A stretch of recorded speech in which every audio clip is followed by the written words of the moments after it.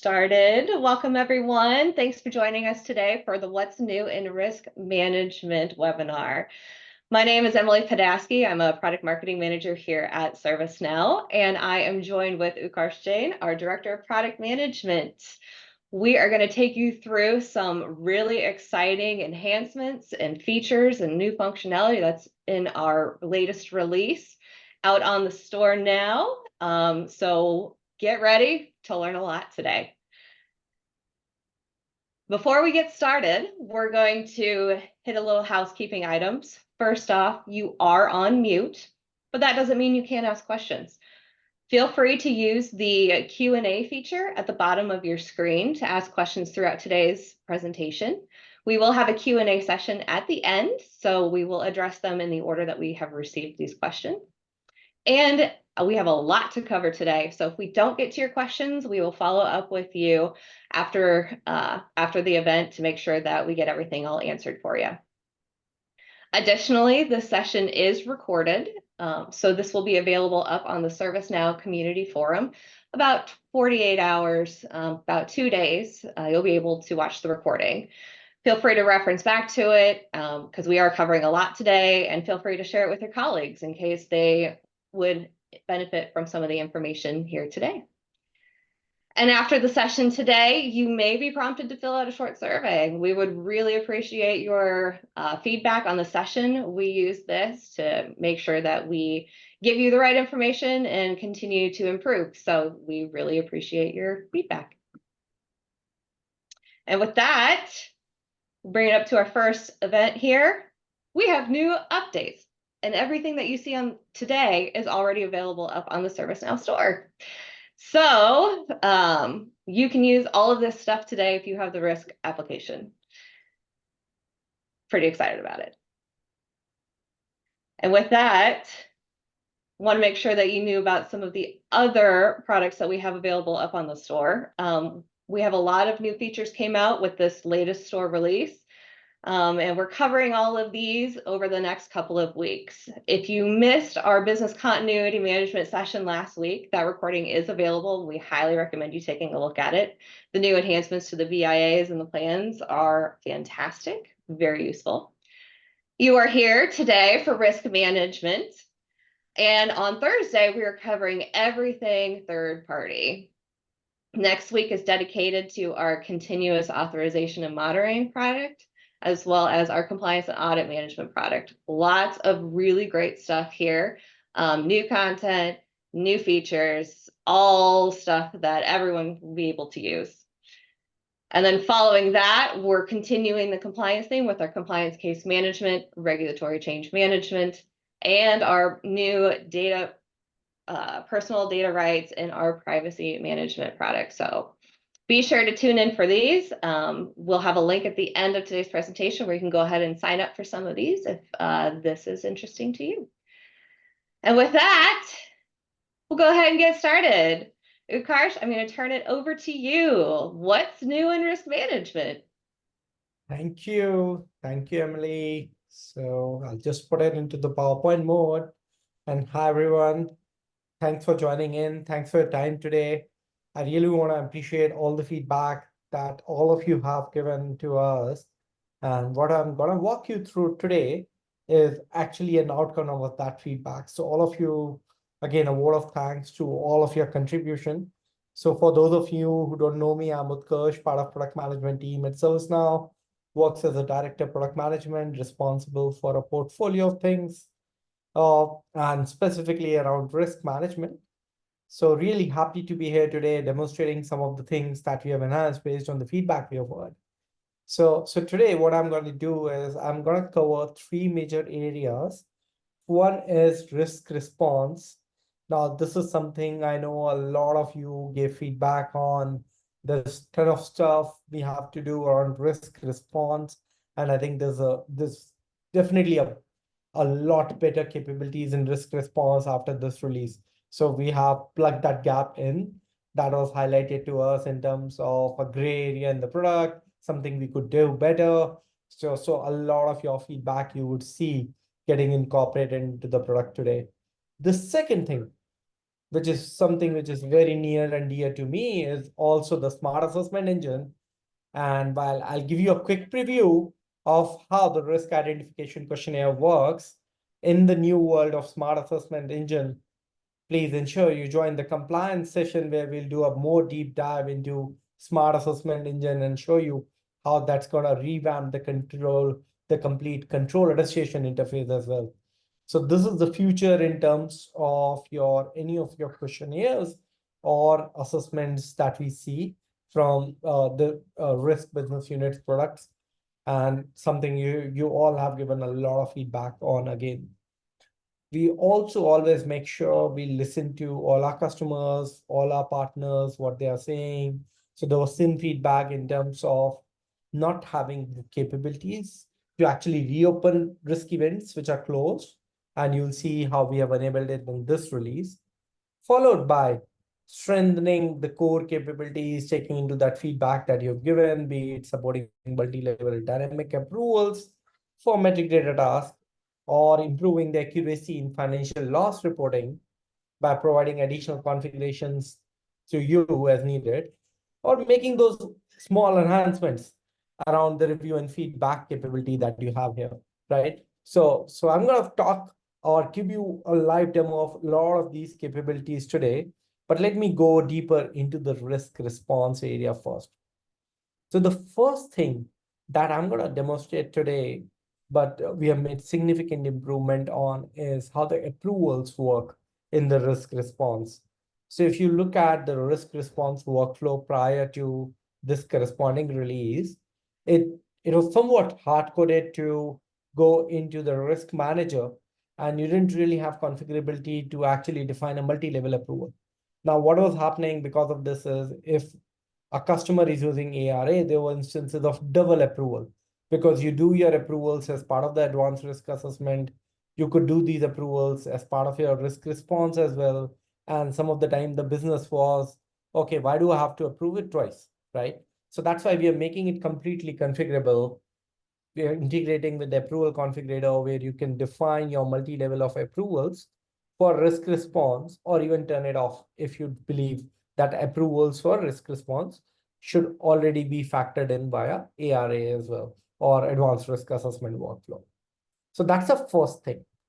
Second thing, I heard a lot of customers giving feedback is, when we do these risk assessments, these are being done on a more periodic basis, let's say every 3 months, every 6 months, and it's highly possible that your existing risk response is not really closed, right? Or even if there are controlled remedy deficiencies, you have issues corresponding to it, and you want to associate your existing risk response or issues to the current assessment instead of creating new ones. So there was a lot of feedback and let's say in terms of pain that was expressed by customers in terms of how the workflow works. So what we have done in this release is made sure that you can now reuse your existing open risk response task or plans or even issues and associate it with the current assessment here. So I'll demonstrate that too. The last bit that we did is we have elevated the complete risk response plan of action as more as a complete structured action plan.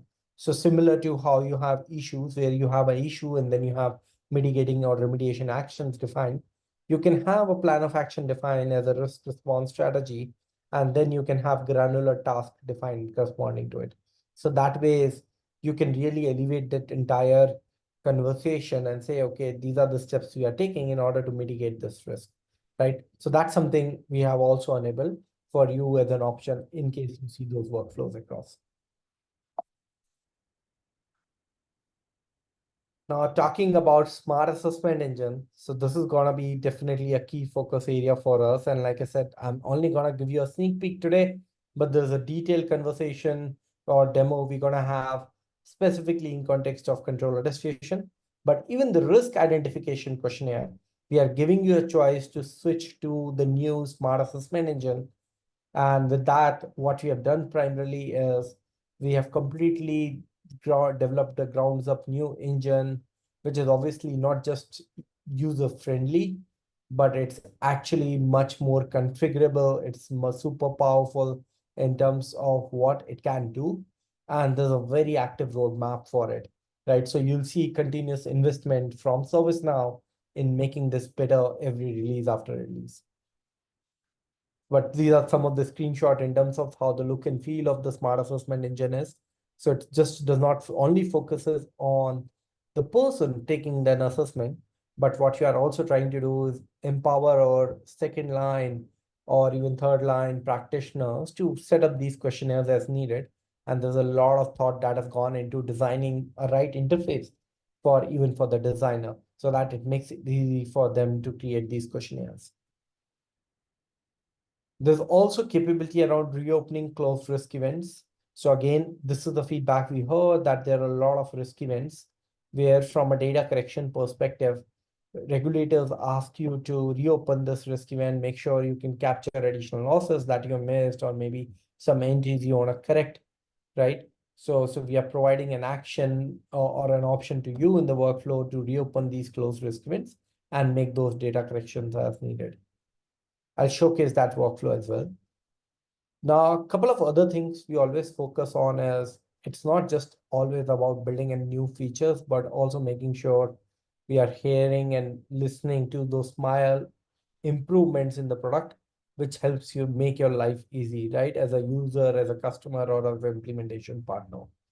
So in those lines, we heard a lot of feedback from customers around how for metric data task, when you have a breach, you want, let's say, people to review and approve it. So right now the approval workflow in metric data task was hard-coded. So it didn't have the flexibility to be dynamic in nature. But now with this release, it can be dynamic. It does support multi-level again. Similarly, in terms of how the financial loss reporting was working in risk event, what we were doing is we were assuming your date of currency conversion and the date of loss is the same. But what it does is it sometimes lead to a non-zero, let's say, overall loss, just because of the currency fluctuations that happens in the market. So for those reasons, there was feedback received from the customers, and we actually catered that into the current release itself. There's also feedback around metrics we received that it's not very intuitive, that, okay, metrics gets created in only monitor state, and therefore maybe metrics should be created. They should be active by default so that we don't have to know why a particular metric is not getting an active, right? So that was again a feedback we received. We have catered towards it. Now, for some of us, we are not as fortunate. So we also want to ensure that the software or the tool we have is actually working for everyone. And in those lines, from a ServiceNow commitment perspective, we have also ensured compliance with the WCAG 2.1a standard in this release. So a lot of our out-of-the-box pages are now compliant with it. And we always make sure that we are not just building in new features, new functionalities, but also taking care of tech debt. So you would see some columns getting renamed. There's automatic calculation of sorts. So a lot of these kind of improvements from a technical standpoint that are needed are also factored into the release. Without further ado, I'll see if there are any questions that we can take up. Otherwise, I can move into the demo. Emily, do you see any questions in the chat I can take up? There is one question. Will there be a way to hide a section on the risk assessment main page in Workspace, such as scoring calculation? I'm either thinking via out-of-the-box properties or UI Builder.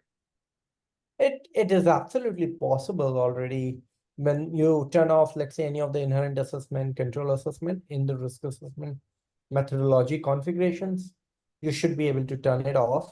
But maybe if there are further details, we can contact offline and have a deeper conversation there. Awesome. So with that, I'm going to move into the live system and showcase the risk response enhancements. So what I've done today is I have impersonated as an operational risk manager. And the first thing I want to, in fact, demonstrate more as a risk admin is the new configuration at the RAM level, right? Your risk assessment methodology level. So for that, I'm going to bring in the risk assessment methodology If you see, there's a new configuration that we have made in the risk assessment methodology, which allows you to link your issues with existing risk assessment. So if you see, there's a new flag, allow issue linking with risk assessment. Now, if this flag is turned on, you would see how does it impact into the risk assessment record directly. So this is a net new flag that you will see as part of your risk assessment methodology. Now, if you have a customer or your need is to actually use issues primarily as your further actions for your risk response, you just have to turn this flag on. And then the issue workflow will be enabled as part of your advanced risk assessment workflow. And let me show you one of the instances of what changes we have made in the corresponding area. So let's say I open one of these risk assessments, right, that is there. And let's say you have this risk assessment around offering bribe in return for overlooking activity that is there. And I say, yeah, let's get started. Maybe I don't want to copy the results over. I want to start from scratch. And if you see, if the system asks me what the details are about the different assessments of inherent control and residual, and I'll quickly do that so that I can move into the control residual assessment and show you how it looks like, right?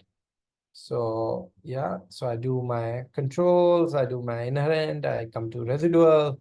Now when I come to risk response, you would see that last time when I did this assessment, the system is saying that, oh, this is the strategy you have selected, which is transfer, right?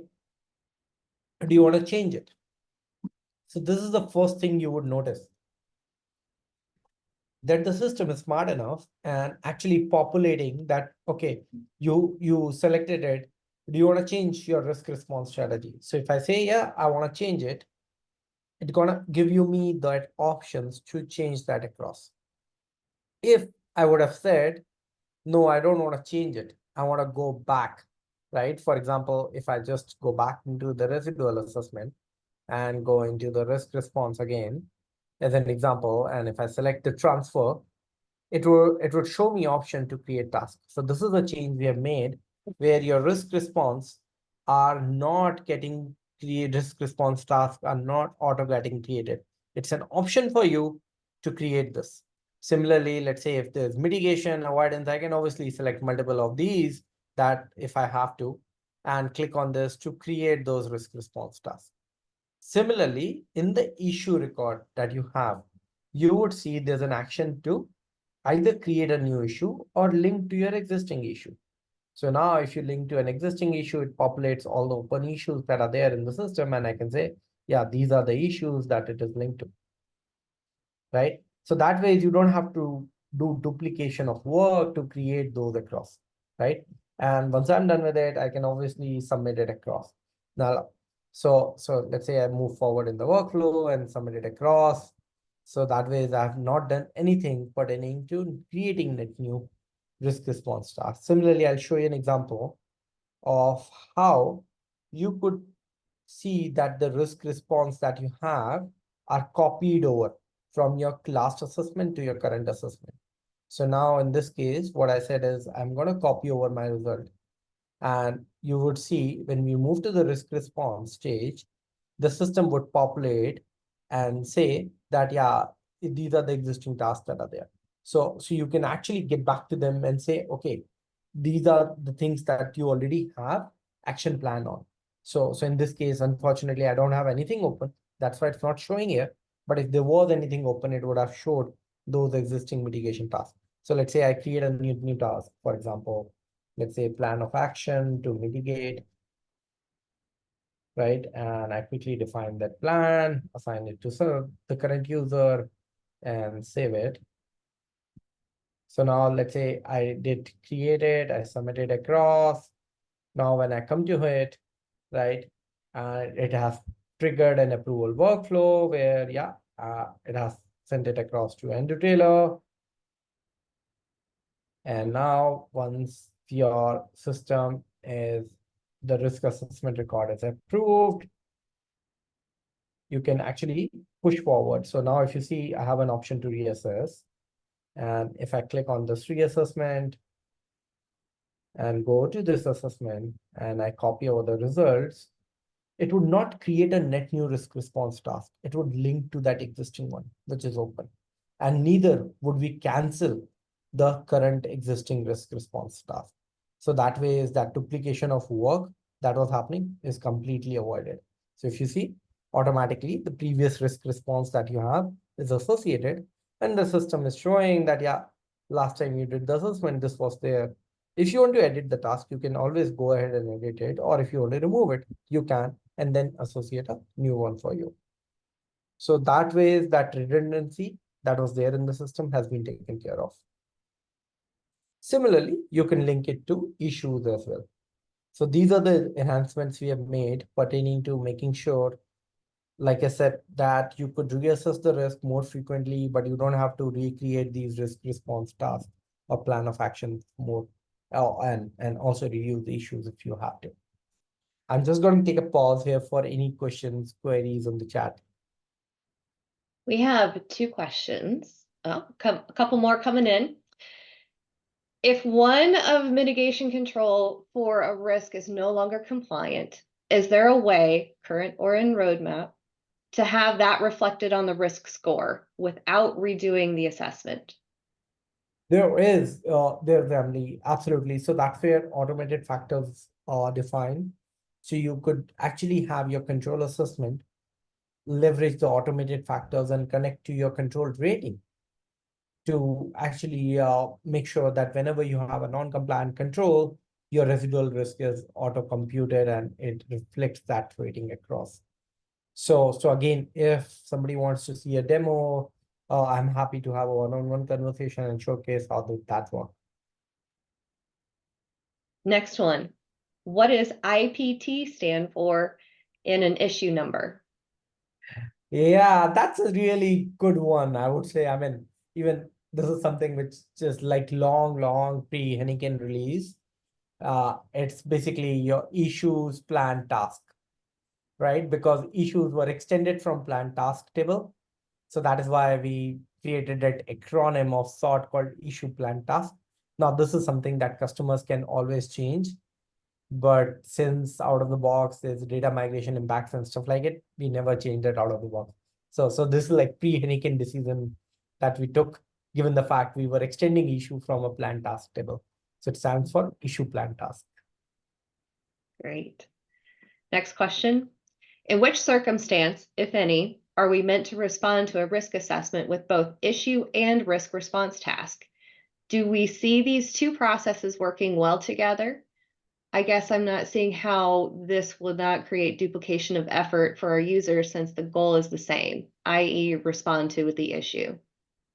Excellent question. Excellent question. So the way we have been observing customers leverage issues and risk response, there's definitely, let's say, a preference towards using one or the other. So when I speak to a customer base, there are, let's say, 30 to 40% of our customers who are leveraging risk response. They don't want to use issues because in their world or as per their risk management policy, the issues are more for control deficiencies, while risk response are more strategic in nature, right? Which may be for the like 2 years, 3 years, there's long plan of action that is there. So they don't want to use the issue workflow and they use risk response. There's another school of thought that we have heard from customers where they want to have a centralized capability to manage all your actions. So for them, issue management is that centralized action management capability. And hence, they don't use risk response task workflow. They only say, oh, we are mitigating it, but the actual mitigation plan of action is tracked as an issue. So now after this release, that is also possible because creating your risk response task is actually optional. You can instead create an issue for it. I also see a possibility where customers could use even both together. So for example, let's say we have 3 controls. Now, out of the 3 controls that are mitigating this risk, you have already an open issue tagged to control 1, which is ineffective. Now, in those cases, you would not want to create a risk response to say mitigate because you know there's a plan of action already in place. But maybe You want to introduce a new compensating control, and hence you want to create a new mitigating plan of action to say, in case, let's say this control doesn't work, I should have a compensating control in place, which should come into place and can work as a backup control of sort. Now, the reason that I would create that as a mitigating plan of action is because I can then do a cost benefit analysis on it, and I can get strategic budgets out, and it's not being tracked as an issue. Because going by the previous notion, a lot of times customers say issue means control deficiencies, right? Or existing deficiencies. So hence, it's purely a customer choice and organizational policy on how they want to track these further actions from a risk response standpoint. Excellent. Great questions, guys. Keep them coming. For the interest of time, I think we're going to move on to our next section, but keep those questions coming. We'll do a more Q&A at the end. And if we don't get to your question, we will follow up with you offline. Absolutely. I love all the questions that the team raises, so always open for this. The next thing that I want to talk about is, I know a lot of you in the partner ecosystem did this for our customers already, where you define your risk response task as a plan of action. But now this is available out of the box, right? So this is the feedback we heard, that a lot of times, like I was saying, your risk mitigation plan is really requiring more detailed actions. So now if you see here, you can define those individual action items. And I can say, let's say if this is the risk that you're looking to mitigate, these are the actions you're taking. If for each of these actions, you can assign these actions out to different owners. They have their own workflow in terms of making sure people are working on those actions. There's a due date that you can define in terms of when they need to work on these actions. And also on the risk response itself, you have a due date out of the box, right?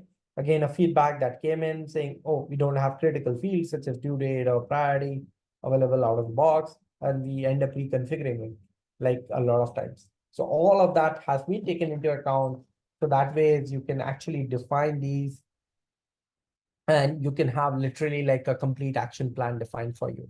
So that's the objective, and you get that visibility on the overview page, how different actions are working, which of these are getting overdue, what is the state of it on the risk response page itself. The next thing I want to demonstrate is also the dynamic approval workflow. And for that, what I'm going to do is go back to one of my risk response tasks. And let's say, okay, maybe let me see if I can pick this one out here and see. Yeah, but I do that, I want to show you also the configuration we have, right? On what we are shipping out of the box to make sure that approval workflow is actually dynamic and it does factor in the multi-level capabilities. So for this, you need to go to approval configurations. And if you see, there's a record for each of the type of risk response, risk acceptance, risk avoidance, risk mitigation, and risk transfer. So let's say risk mitigation is something I want to see. And you would see in the configuration layer, I have said I need 2 levels of approval.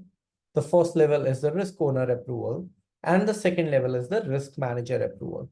So any risk response task we have of type mitigation, it should actually go in for these 2 levels of approvals for me, right? So first is from risk owner, and the second one is from the risk manager.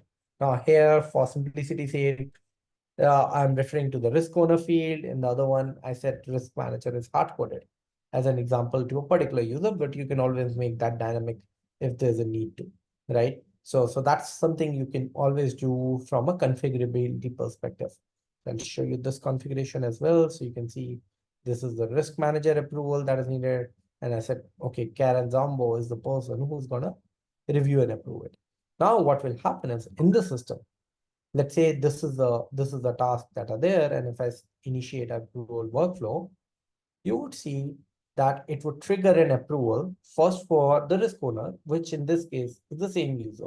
Just for demo purpose, I'm using the same user, which is your Andrew Taylor, and I can clearly see it's gonna go to Andrew, and then it's gonna go to Karen as well. So I say approve. So now first level approval is being done. If I impersonate as Karen, and let's say Karen accesses this record via Employee Center to do those approvals for the risk response mitigation here, she can do it via Employee Center as well. So she can always approve it right here using the task page we have, or she can actually go into the GRC task page as well. So both possibilities exist in terms of whether we want to see the details or not. Okay. So now you see how we have made that complete thing dynamic, and it's a choice. Now this as a feature is available, all these enhancements around risk response that I spoke about, specifically risk response as a plan of action, dynamic approval workflow is available to IRM standard customers, which means standard risk customers as well. So it's not just restricted to advanced risk customers, but obviously ability to reuse risk response and issues is only available to advanced risk entitled customers. So those were the primary bits from a risk response perspective I wanted to cover. Now, the next thing I want to switch gear to is smart assessment, right? And for that, I want to start by demonstrating how easy is it for somebody to set up a new questionnaire. I'm going to do this in context of risk identification, but similar capabilities exist for control attestation as well. So let's say there are two out of the box questionnaire we have for risk identification, and I can show you the existing one, or I can create a net new questionnaire as well if need be, right?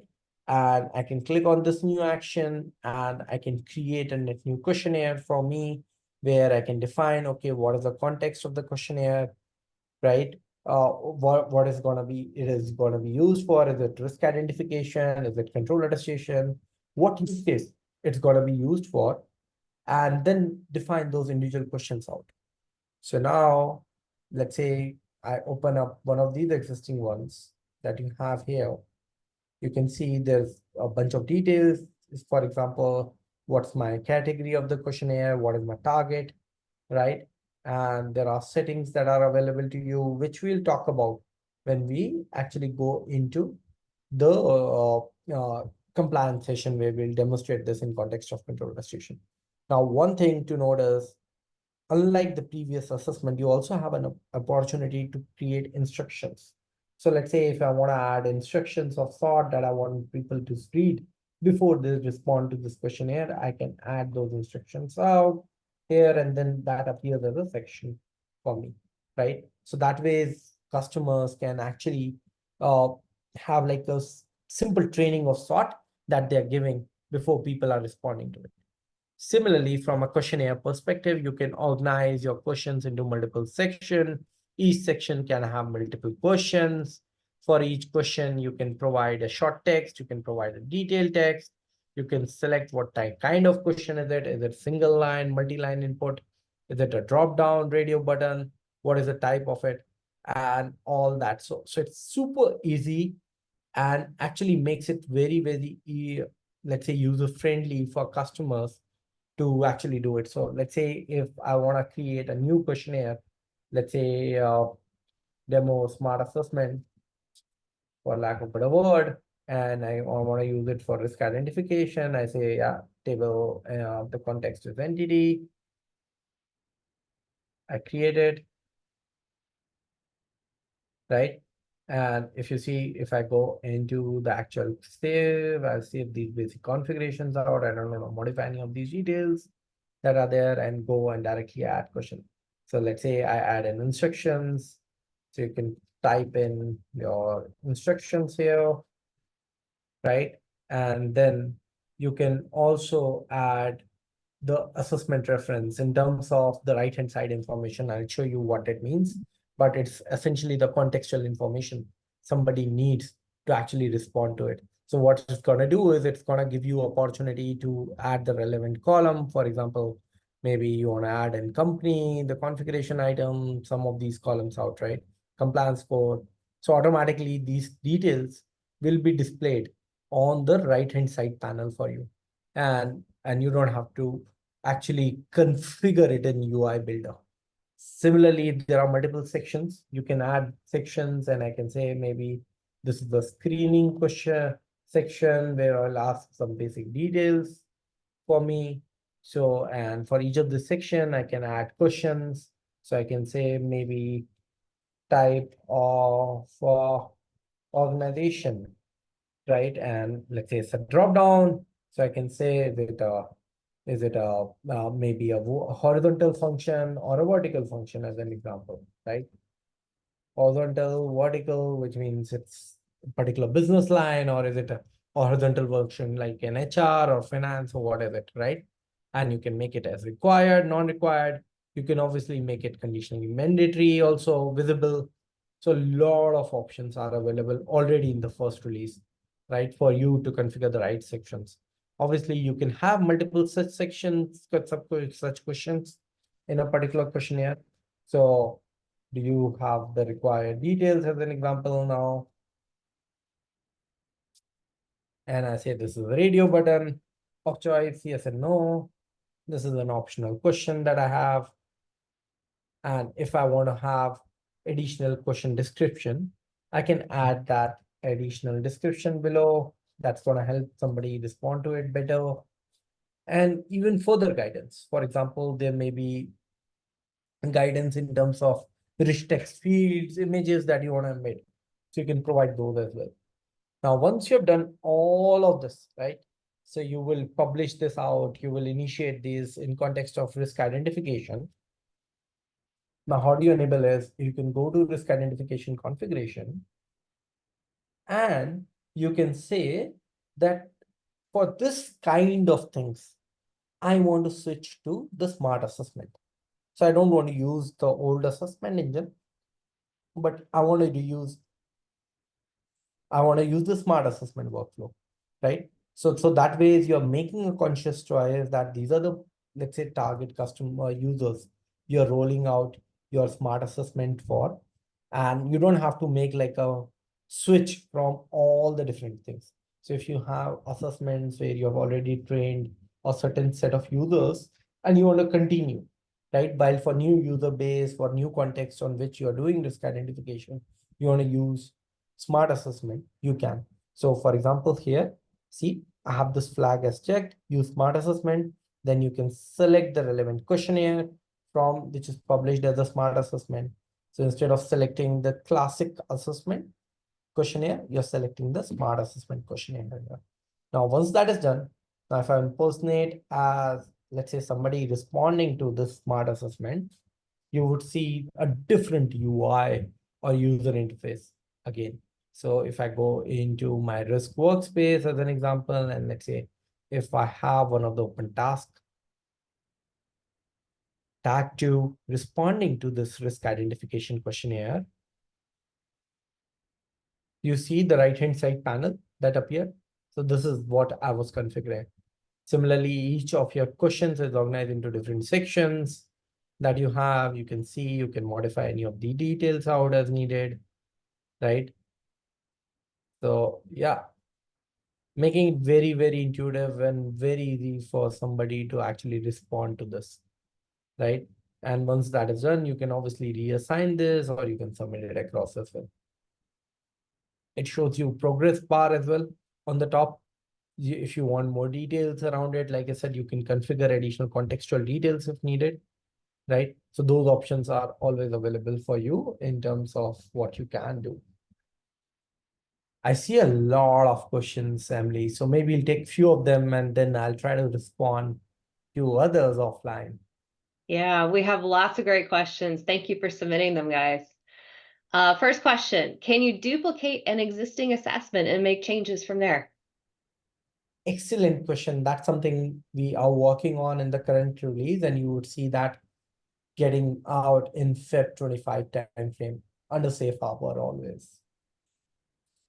All right, next question. Is it possible to close a response task and have the risk in the monitor phase because we have and approve a response strategy? and still have an open action item from the mitigation response because they are long-term. Yeah, so as of now, not really, because thought process is if the risk response is not yet closed, you don't want to move the risk into monitor state, right? From a reporting standpoint, it's something you're actively working on. So you're still in the response state of the risk. But from a KRI monitoring perspective, that's a change we have made where you may execute your key risk indicators into the response state or even in the assessment state. So if the question was pertinent or driven from that inherent challenge that customers were having, that your KRIs were only getting executed in monitor state, that's not going to be the case anymore after this release. Right. Really like the new risk identification questionnaire. Where is the data stored and how is it accessed later? Can the data be analyzed, compared, summarized across multiple entities? Excellent. So this is the net new application that we have built, that we are calling it as Smart Assessment Engine, that's powering this interface. With this new application, there's a different set of tables that is storing all this data point. Now your point around can I compare and contrast benchmark performances and stuff like it, that's certainly a future roadmap item, bringing in analytics into in this area, comparing like a typical analytics of sort, right? Saying, okay, how's entity one responding to it in corresponding to entity two. So those are all future roadmaps we will enhance. But these are new set of tables that where you can build it out if there's a need from your standard reporting capabilities. But out of the box, it's something which we are planning for the future releases. So coming soon. Last one, and then we will move on to our next part of the demo. As a risk manager, can I provide feedback at question level? Excellent question. Again, something we are tracking in the product roadmap to enhance in the future release. So again, coming soon. Looking forward to it. Awesome. So with this, I want to also talk about some of the minor things we have done. And the first one I want to demonstrate is risk events, right? So let's say I had a risk event which was closed. Now, prior to the current release, you can't modify anything, right? Because that risk event is closed, we assume we have reported to the regulator, it's sacrosanct, there's no need to modify anything. But there are instances where we discovered late losses, and hence there's a need to add in more. Or maybe there were some entries which were incorrectly captured for whatever reason. And hence, in order to make sure your risk events, loss data reconcile with your financial systems, you want the ability to reopen it. So now if you see there's an action to reopen the risk event. Now, is it available to everyone? No. There's a security in place to say, oh, if you want only a restricted set of group of people to be able to do it, you can assign that role to them. And then if they have that role assigned, they'll be able to open that risk event. So you can capture like what is the reason for reopening it. You can provide additional context to it. And then what it does is it moves the risk event back into the analyzed state where you can modify any of these existing details, do the data correction, and automatically the system also captures that you actually reopened this risk event. So from a reporting standpoint, you can flag it this off saying this was a risk event which was reopened, right? So again, something we heard from a lot of customers who's using this capability, they face this challenge and that has been incorporated. The other thing we have also done in this release is how we handle currency conversions, right? And for that, what was happening earlier is, let's say there are these entries that you have, right? So you have one direct loss and then you have a recovery. Now, a lot of times, if let's say the loss happened on 1st of the month, the recovery happened in 5th of the month, and both of these, right, were in not the same currency, not the same currency as your reporting currency. It is possible that on first your currency conversion was X, but on 5th, when you're making a recovery, it was 1.2X, right? Which means, let's say you actually were able to gain more in the books right, then what you lost. Obviously, that was not accurate in terms of the actual financial systems on how they work. So what we have done in this release is we have given you an additional configuration using which you can actually determine what is that date you want to use for your currency conversion logic. So if you go into the risk event properties, you would see an additional property to actually tell us what dates you want to use for your currency conversion. So let me impersonate as a risk admin here.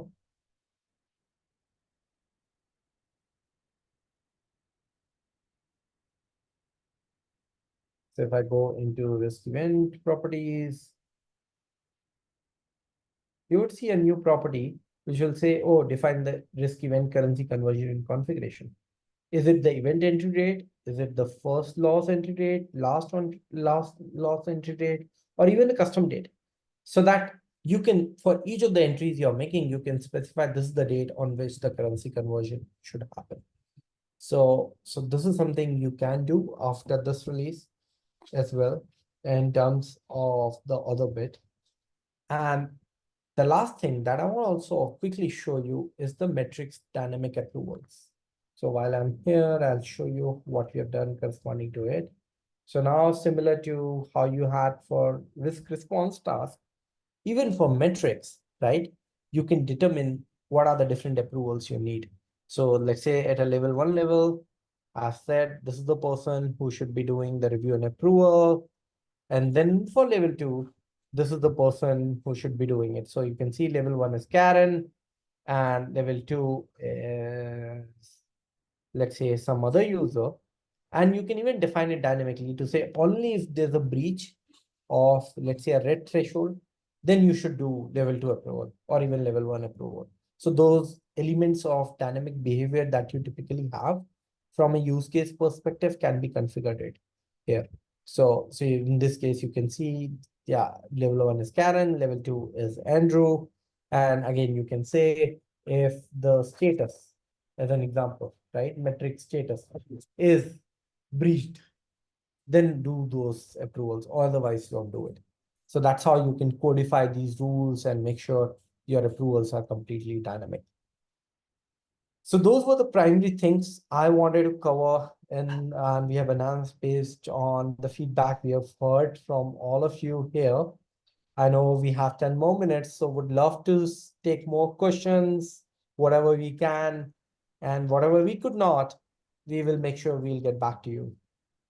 Absolutely. All right, we've got a couple of more questions.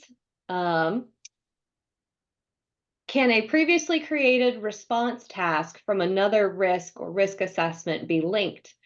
Or does it have to be from the same one? Excellent question again.